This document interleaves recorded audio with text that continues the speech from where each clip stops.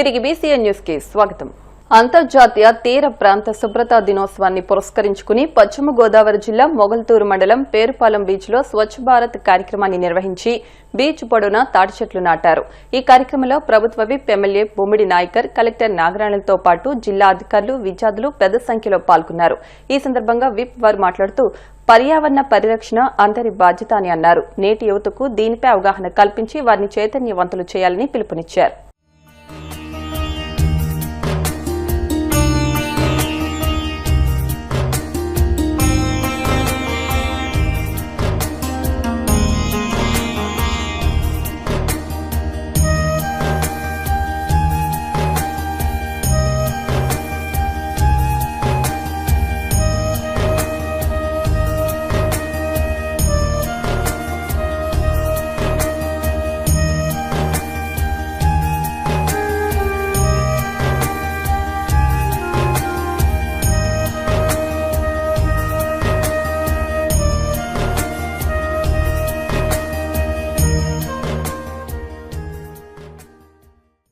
ప్రపంచ beach cleanup డేగా celebrate చేసుకుంటూ ఉంటారు ప్రపంచవ్యాప్తంగా ఉన్న బీచెస్ లో. అందులో భాగంగా మన ఇక్కడ పేరుపాలెం బీచ్ కూడా one of the prominent beach గా పర్యావరణానికి రక్షణకి ఐడెంటిఫై చేయడం జరిగింది. ఈ కార్యక్రమంలో district officers, ground level officers, మండల లెవెల్ ఆఫీసర్స్ పెద్ద ఎత్తున పార్టిసిపేట్ చేయడం జరిగింది. అలాగే వారితో పాటు స్కూల్ చిల్డ్రన్, ఎల్బీ చర్ల, వేములదేవి రెసిడెన్షియల్ స్కూల్స్ నుంచి, అలాగే ఆదిత్య కాలేజెస్, వైఎన్ కాలేజెస్, రకరకాల కాలేజెస్ నుంచి స్టూడెంట్స్ కూడా చాలా ఉత్సాహంగా ముందుకు వచ్చారు.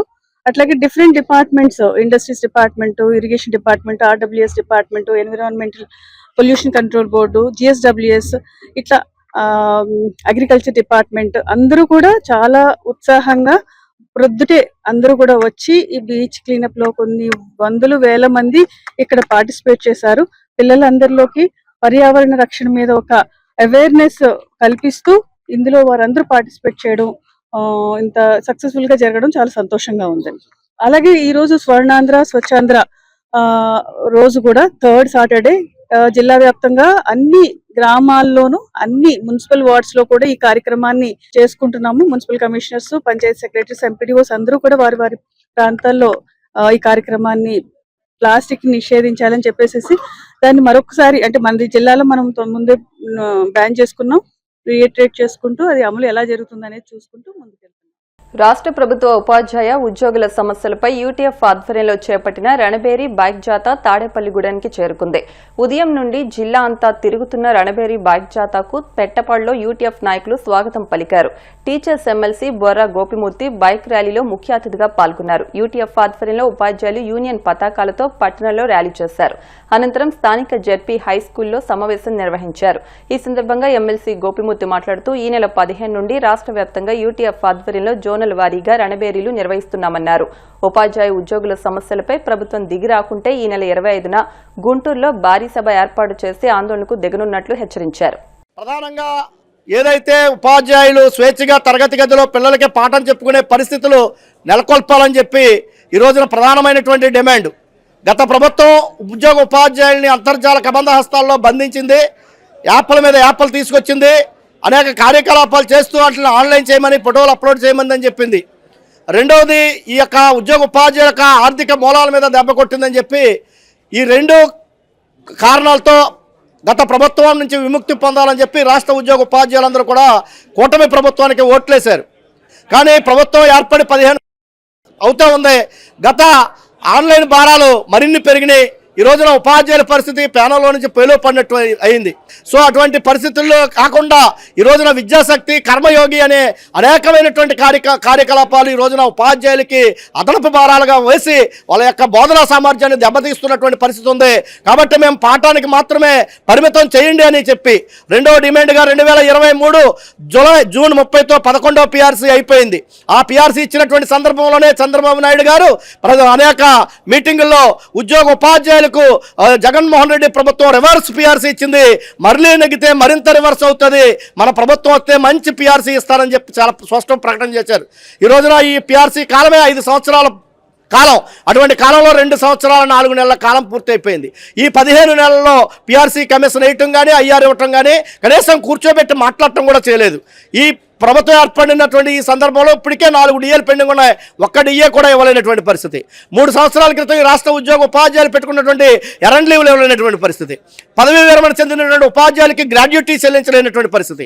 పిఎఫ్ లోన్లు పిల్లల పెళ్లిళ్ళ కోసం పెడతా ఉంటే ఆ లోన్లు శాంక్షన్ అయ్యేటప్పటికీ వాళ్ళ పెళ్లిళ్ళ పిల్లలు పుట్టి వాళ్ళ బారసాలో అయితే కానీ లోన్లు శాంక్షన్ అవ్వలేనటువంటి పరిస్థితి. ఇలా చూసుకుంటూ పోతే ఈ రోజున 25,000 కోట్ల రూపాయల బకాయిలు. సో ప్రధానంగా పిఆర్సీ నియమించాలని చెప్పి, ఐఆర్ ప్రకటించాలని చెప్పి, డిఏలు చెల్లించాలని చెప్పి, 25,000 కోట్ల రూపాయల ఆర్థిక బకాయిలు చెల్లించాలని చెప్పి ఈ 2 ప్రధానమైన డిమాండ్లతో ఈ రాష్ట్ర ప్రభుత్వాన్ని డిమాండ్ చేస్తా ఉన్నాం.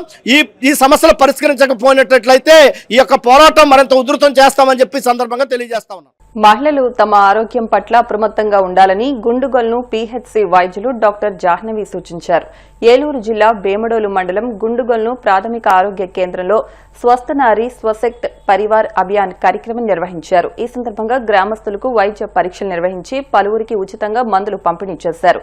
ఈ సందర్భంగా గుండుగల్ను వైద్య అధికారిని డాక్టర్ జాహ్నవి మాట్లాడుతూ కార్యక్రమ వివరాలు వెల్లడించారు. డాక్టర్ జాహ్నవి, నేను గుండుగల్లోని మెడికల్ ఆఫీసర్ గా చేస్తున్నాను. ఈ రోజు మెయిన్ ప్రోగ్రామ్ వచ్చేసి మనకు ఈ నెల 17th నుంచి అక్టోబర్ 2వ తారీఖు వరకు SNSP ప్రోగ్రామ్ జరుగుతుంది. అందులో భాగంగా SNSP అంటే స్వచ్ఛ నారీ సశక్త్ పరివార్ అభియాన్. ఇందులోని మెయిన్ గా అందరు ఆడవారికి సంబంధించి ముఖ్యంగా ఈ ప్రోగ్రామ్ జరుగుతుంది. అన్ని వయసులో ఆడవారికి అన్ని రకాలుగా హెల్త్ చెకప్స్ కూడా ఇందులో మనం చేయడం జరుగుతుంది. ఈ 15 రోజులు కూడా మేము అన్ని రకాల సర్వీసెస్ మనం కవర్ చేస్తున్నాము.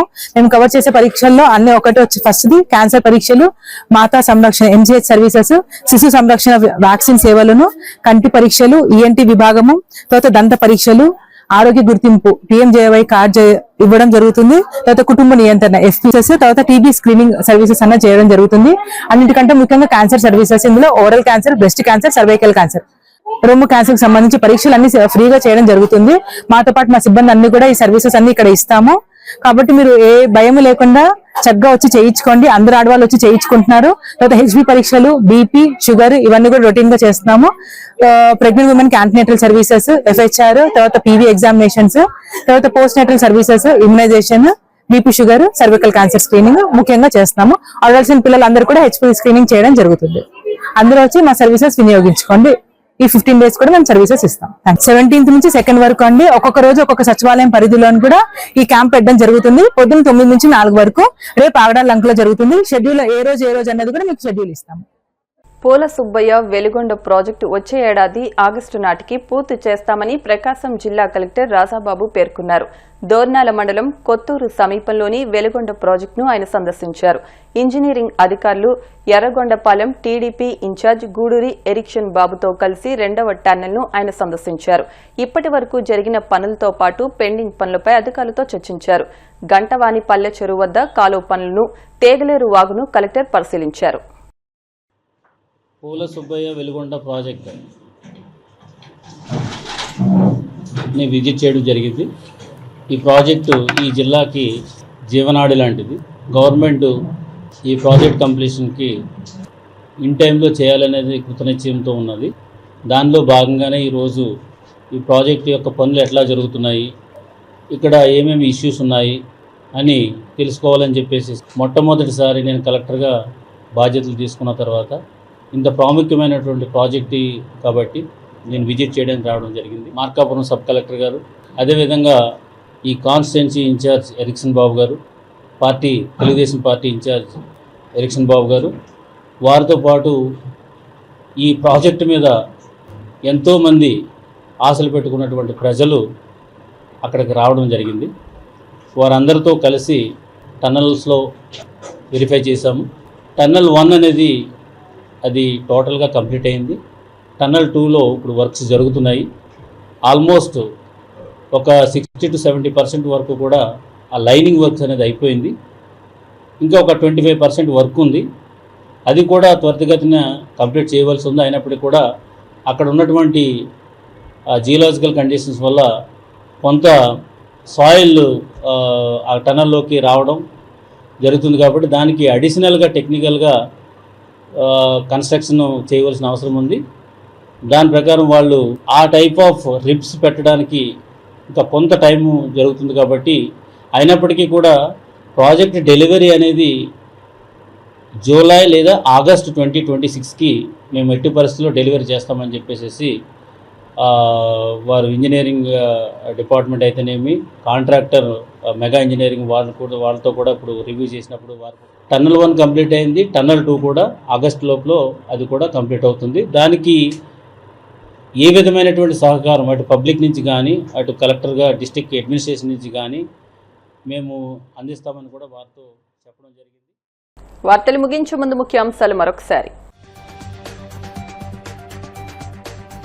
గత ప్రభుత్వ అసమర్థత వల్లే సాగునీటి రంగం ధ్వంసమైందన్న సీఎం చంద్రబాబు. 2027 డిసెంబర్ నాటికి పోలవరం ప్రాజెక్టును పూర్తి చేసి జాతికి అంకితం చేస్తామని హామీ. మెడికల్ కాలేజీలను ప్రైవేటీకరిస్తూ ఇచ్చిన జీవోను తక్షణం వెనక్కి తీసుకోవాలి. కూటమి ప్రభుత్వాన్ని డిమాండ్ చేసిన మాజీ మంత్రి విడుదల రజని. మంగళగిరి జనసేన పార్టీ కార్యాలయంలో జనవాణి కార్యక్రమం. ప్రజల నుంచి అర్జీలు స్వీకరించిన పౌర సరఫరాల సంస్థ చైర్మన్ తోట సుధీర్. గోవిందనామ స్మరణతో మారుమోగిన కోనసీమ తిరుమల. వాడపల్లి వెంకన్న దర్శనానికి పోటెత్తిన భక్తజనం. ఈ వార్తలు ఇంతటితో సమాప్తం. మరిన్ని వార్తల కోసం BCN digital YouTube channel, Facebook page ను ఫాలో అవ్వండి. అప్డేట్ వార్తల కోసం ప్లీజ్ సబ్స్క్రైబ్.